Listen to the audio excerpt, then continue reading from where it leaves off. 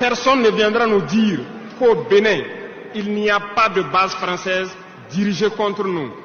C'est une école aujourd'hui transformée en camp de réfugiés. Dans le nord-ouest du Bénin, le village de Porga accueille ici 187 hommes, femmes et enfants. Des Burkinabés qui ont fui des violences djihadistes, comme Tantuano Adjima. Ici, c'est notre cuisine, une cuisine à ciel ouvert. C'est ici que les femmes préparent la pâte et les haricots.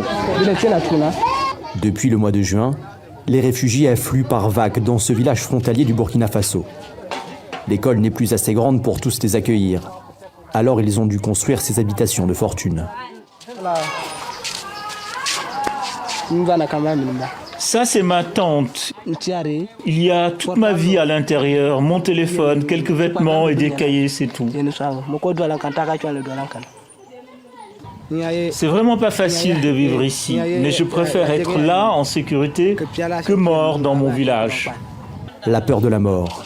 Voilà ce qui a poussé ce jeune homme de 20 ans à fuir son village. Des djihadistes sont venus un jour dans notre village et ils nous ont demandé de partir. Ils voulaient installer une base et si on ne partait pas, ils nous tuaient. On sait qu'ils en sont capables car ils ont fait exactement la même chose dans 4 villages voisins. Ceux qui ont refusé de partir ont été égorgés. Alors, je n'ai pas eu le choix. J'ai fui. Hors de question pour lui de retourner au Burkina Faso. Comme ses compagnons d'infortune, il attend d'obtenir le statut de réfugié pour s'établir au Bénin.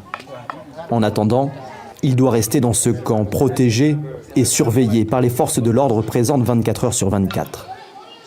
Un camp aujourd'hui verrouillé, plus aucun nouveau réfugié n'est accepté ici, car les autorités contrôlent étroitement leur arrivée. Une question de responsabilité selon le maire, qui craint une infiltration des djihadistes. S'ils ont été endoctrinés et ils font semblant de venir rejoindre leurs parents parce qu'ils ont fui, et arriver sur le centre d'accueil, le site d'accueil, commettait l'extrémisme. Vous voyez? Les autorités assurent qu'une enquête poussée est menée sur chaque demandeur d'asile. Car aux portes du Sahel et avec ses frontières poreuses, le nord du Bénin est particulièrement exposé à la menace djihadiste.